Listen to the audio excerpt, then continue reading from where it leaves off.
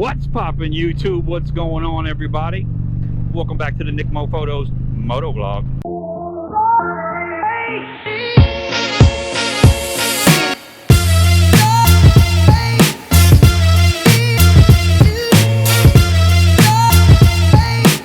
Man, I just want to thank each and every single one of you who checked out our last video.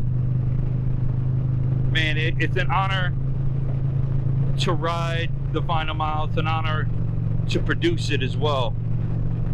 I'm just overwhelmed by all the love and appreciation and support that we're getting over that video and the mission that we're doing here in Tampa. We got a lot of things going on, a lot of good things. You know, grind, grind, and grind. That's the formula to success.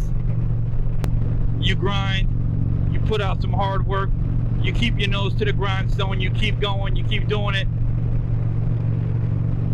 and good things happen. A veteran organization reached out to me and they want to start highlighting successful veterans in an article series. So they asked, hey, does anybody on this, it's a Facebook group, does anybody on this group write? So I kind of got on there and I was like, yeah, you know, the length and form, you know, typical journalist questions, I guess. And I got a call back and I'm going to start producing content on successful veterans. So it's going to start off as a print series and then it's going to morph over into a video series. So look out for the content. You know, but I just wanted to use that as an encouragement. You know, don't give up. Don't give up on your dreams. You know, I'm 45 years old. Had a full Army career as a civilian. You know, now I'm retired, and sometimes we think, oh, life's over. You know, and I've always had that passion and the desire to be a storyteller. But I tell you what, you follow your passion, and that's something that I've fallen in love with all over again, is photography, video, and storytelling. You know, for a long time, I talked about it on a former motovlog.